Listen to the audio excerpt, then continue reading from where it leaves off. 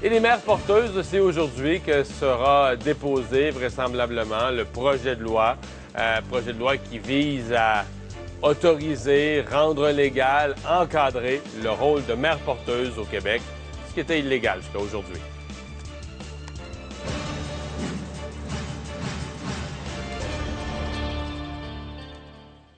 C'est un projet, il faut bien le dire, ce n'est pas un projet du gouvernement de M. Trudeau dans son ensemble. C'est le projet de loi, on pourrait dire personnel, le projet de loi travaillé directement par un seul député, mais qui a néanmoins le droit de le soumettre à la Chambre des communes. C'est le député québécois, le député de Mont-Royal, Anthony Housefather, qui est l'auteur, le parrain de ce projet de loi sur les mères porteuses.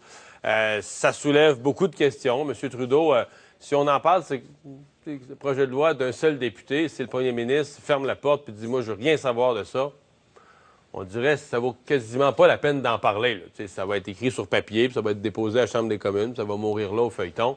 Mais là, c'est pas le cas. M. Trudeau a laissé la porte ouverte à une discussion là-dessus. D'autres aussi, des collègues de M. Housefather, qui ont dit il faudra avoir le débat. Diane Guilbeault est porte-parole de l'organisme pour le droit des femmes. Je la rejoins dans nos studios de Québec. Bonjour, Mme Guilbeault.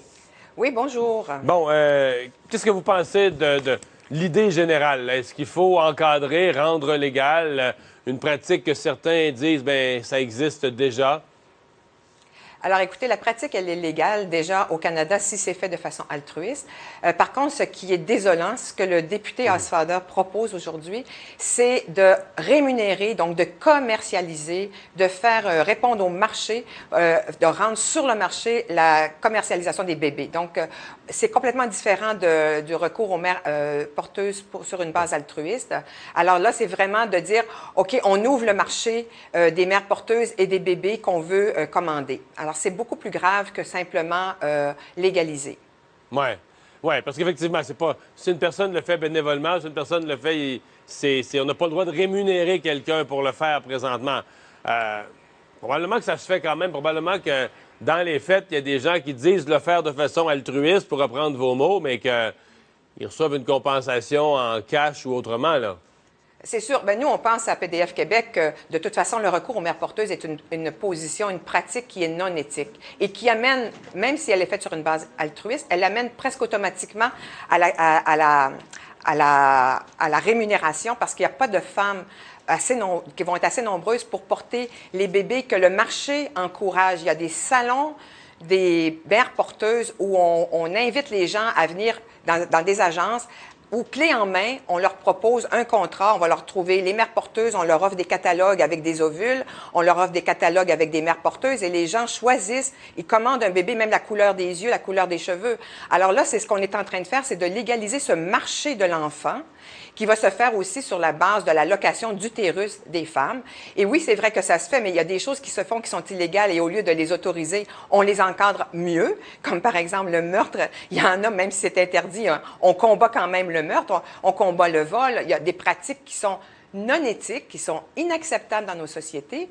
Et c'est à ça que sert la loi, que sert le Parlement. Et aujourd'hui, le député va venir nous dire, parce que c'est ce qu'il a dit il y a quelques semaines déjà, qu'on doit commercialiser. Finalement, ce qu'il nous dit, c'est que l'argent, c'est plus fort que tout. Si il y a de l'argent à faire, eh bien, à ce moment-là, on doit adapter la société, on doit adapter nos lois à cet argent qui devient le roi et la démocratie en prend pour son rhume. Ouais. Du point de vue strict, là, parce que le gouvernement de M. Trudeau se déclare un gouvernement féministe, du point de vue strict du droit des femmes, du féminisme, vous l'analysez comment, vous, cette pièce législative?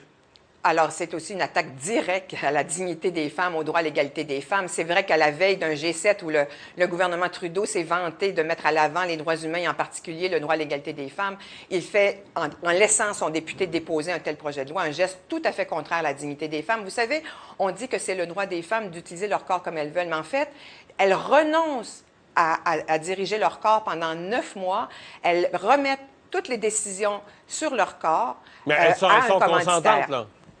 C'est-à-dire que si on accepte le montant d'argent... Oui, elles sont consentantes. Mais vous savez, si c'était vraiment un choix qui est un vrai choix, Les femmes riches le feraient autant que les femmes pauvres. Moi, la journée où je verrai une femme ministre ou une femme de Westmount qui accepte de porter un bébé pour une femme qui est sur l'aide sociale, je croirai à cet altruisme et à la possibilité que ce soit un vrai choix. Mais on sait très bien que c'est un choix de femmes démunies et le député vient nous dire aujourd'hui, bien, les femmes démunies, vous savez, elles peuvent mettre leurs services aux besoins du marché pour répondre aux besoins du marché que l'on crée. Et ça, c'est un marché qui est créé par des gens riches et ce n'est pas des gens pauvres qui vont s'acheter des bébés. Alors non, du point de vue des droits humains, c'est absolument inacceptable. Oui. Certains des collègues de M. Housefather, bon, lui propose le projet de loi, il est évidemment pour. Certains de ses collègues ont dit, ben, on n'est pas complètement d'accord, mais il faut avoir le débat au Canada. Est-ce que vous êtes d'accord avec cette prémisse-là, qu'il faut avoir le débat? Vous dites carrément, il n'y a aucune nécessité de parler de ça maintenant? Bien, écoutez, d'une certaine façon, le seul mérite du projet de loi du député Housefather, je vais reprendre les mots de deux chercheuses québécoises qui ont publié un article récemment dans les journaux. Elles ont dit c'est de réveiller collectivement la population. Parce qu'effectivement, il y a une dérive où on laisse tranquillement aller les choses vers une marchandisation du corps humain. Vous savez, c'est un projet de loi qui va à l'encontre de toutes les lois internationales sur le trafic d'enfants, sur l'adoption, sur le droit à l'égalité des femmes. C'est un projet de loi qui est à l'encontre de toutes les valeurs que le Canada dit mettre de l'avant. Et oui, le débat, c'est assez terrible que le premier ministre dise on doit faire un débat alors qu'il y a il y a déjà un qui a été fait en 2004 où justement on avait terminé, on avait fermé la porte à cette question de la rémunération. Et ce qui est tragique, c'est que dans un pays comme le Canada, qui est un pays riche, qui est un pays qui se dit, je le répète, qui se dit à l'avant-garde sur les droits humains, bien, on imite les pays les plus pauvres. Parce que vous savez, les pays les plus développés, la France, les pays du Nord, l'Espagne, tout ça, c'est des pays qui interdisent le recours aux mères porteuses, carrément. Le recours aux mères porteuses est interdit, là, que ce soit altruiste ou pas. Alors que, évidemment, il y a des pays comme le Népal, il y a des pays comme le Mexique qui le permettent, mais on s'entend que les conditions de vie des femmes dans certains pays, et même les pays, sont pas dans la même catégorie que le Canada en termes de confort. Alors que le Canada se met à imiter des pays où les droits humains sont pas nécessairement à l'avant-plan, ou encore prennent exemple sur les États-Unis, dont les pratiques parfois nous laissent perplexes, nous les Canadiens. On pense par exemple au système de santé américain, ou on pense encore à la loi sur les armes à feu. Ce ne sont pas des modèles pour le Canada. Et là, le Canada, M. Housefather dit on devrait imiter les États-Unis dans ce qu'ils ont de moins intéressant. Il y a des choses intéressantes aux États-Unis, mais dans ce cas-ci, c'est vraiment la marchandisation du corps humain. Et ce qui est certain, c'est qu'après ça, à partir du moment où on autorise l'achat d'un enfant, d'un bébé naissant, c'est sûr qu'on va mettre après ça les organes, le sang, sur le marché. Ça existe déjà dans d'autres pays. Et évidemment, le marché étant ce qu'ils sont, parce que là, on s'entend que ce ne sont pas des individus qui portent ces revendications, ce sont des agences, ce sont des compagnies, ce sont des multinationales qui ont intérêt à faire toujours plus d'argent dans un marché qui est toujours plus sophistiqué. Mme Guilbeault, merci de nous avoir parlé ce matin. Ça m'a fait plaisir. Au revoir. Au revoir.